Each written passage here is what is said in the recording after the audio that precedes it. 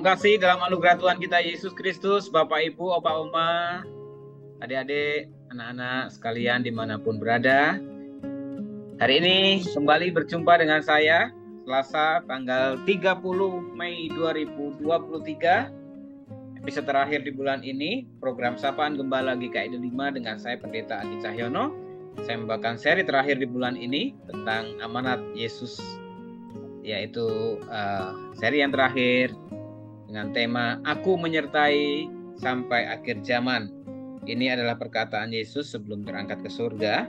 Saya pilihkan bagian terakhir dari pasal 28 ayat yang ke-20.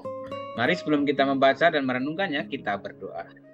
Terima kasih Tuhan, kami kembali bersama-sama di penghujung bulan Mei ini akan membaca, merenungkan kembali perkataan Kristus Yesus sebelum terangkat ke surga. Dan janji-janjinya, amanatnya Tuhan menjadi pesan bagi kami semua. Arahkanlah hati kami, penuhilah kami dengan kuasa Roh Kudus-Mu untuk kami boleh pengertian dan juga dimampukan untuk mewujudkannya. Dalam Kristus kami berdoa. Amin. Kita baca sekali lagi ya. Matius pasal 28 ayat 16 sampai ayat 20. Saya akan kali ini membaca dari versi terjemahan baru versi kedua ya. Demikian. Ke-11 murid itu berangkat ke Galilea, ke bukit yang telah ditunjukkan Yesus kepada mereka. Ketika melihat dia, mereka menyembahnya, tetapi beberapa orang ragu-ragu. Yesus mendekati mereka dan berkata, "Kepadaku telah diberikan segala kuasa di surga dan di bumi. Karena itu pergilah, jadikanlah semua bangsa muridku, dan baptislah mereka dalam nama Bapa, Anak, dan Roh Kudus. Dan ajarlah mereka melakukan segala sesuatu yang telah kuperintahkan kepadamu. Ketahuilah, aku menyertai kamu senantiasa sampai akhir zaman." Di ayat 20 yang B, sekali lagi saya baca, "Aku menyertai kamu senantiasa sampai akhir zaman." Ini adalah perkataan Yesus terakhir sebelum terangkat ke surga.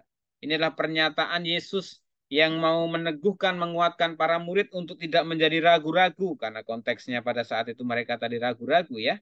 Dan kita di sana menjadi tahu bahwa pernyataan Yesus ini bukan hanya untuk meneguhkan, menguatkan mereka, tetapi ini adalah sebuah pesan penting.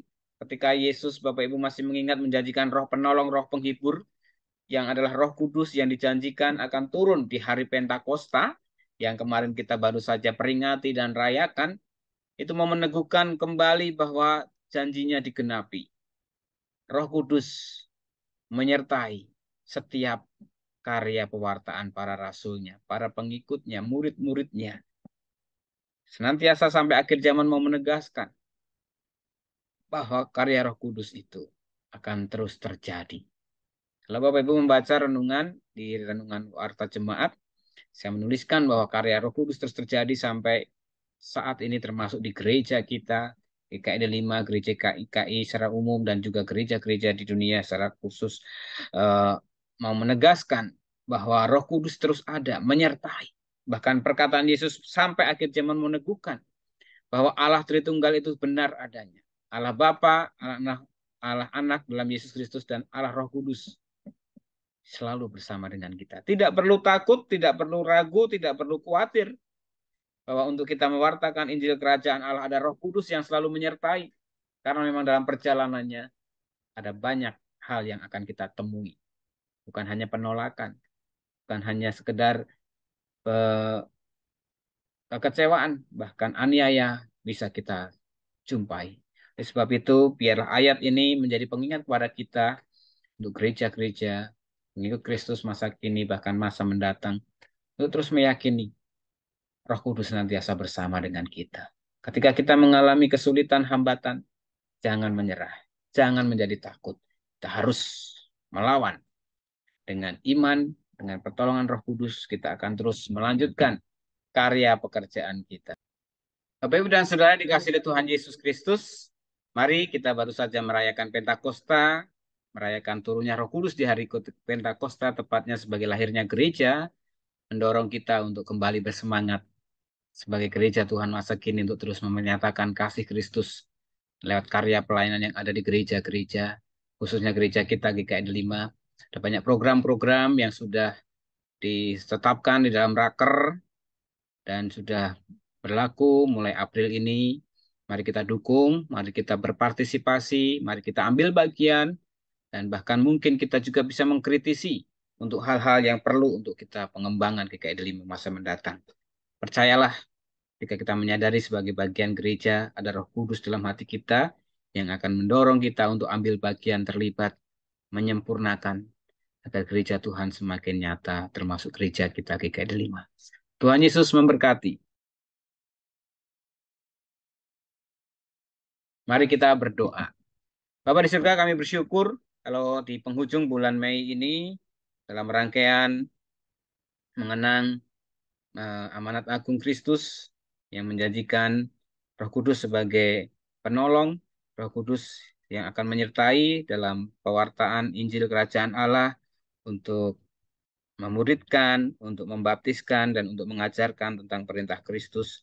Kami percaya Tuhan Roh Kudus-Mu yang akan menolong dan membukakan kami. Ajarkan kami dengan tekun, dengan taat dan setia, melakukan bagian tugas kami masing-masing, baik sebagai warga gereja, sebagai aktivis, sebagai majelis, baik pendeta, penatua, bahkan dimanapun Tuhan menempatkan kami dalam tugas pelayanan kami terus diingatkan dan dimampukan untuk mewujudkan karya rencana Allah bagi dunia ini. Kami mendoakan Tuhan untuk saudara-saudara kami yang berulang tahun di hari Senin yang kemarin, tanggal 29 Mei, ada Ibu Tati Purwanti, Ibu Bongwan Sarsi, Ibu Estianingsih Budi Santoso. Dan hari ini, tanggal 30 Mei, ada Ibu Susana Masito Pakpahan, Bapak Timothy Tirtawijaya, dan Bapak Andi Rahmat Soeharto.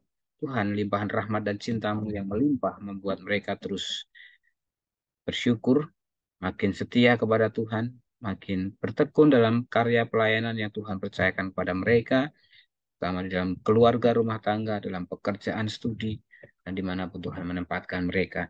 Kami juga menyerahkan Gereja GKI Delima dalam rangkaian persiapan untuk menyambut 40 tahun GKI Delima, sudah dibentuk panitia dan juga terus berproses untuk merancang banyak hal kegiatan untuk mewujud nyatakan karya Tuhan. Berkati para panitia, kegiatan program rancangan yang ada bila terjadi seturut dengan rencana dan karya-Mu untuk menyebarluaskan, untuk memperlebar kerajaan Allah melalui pelayanan kegiatan yang ada.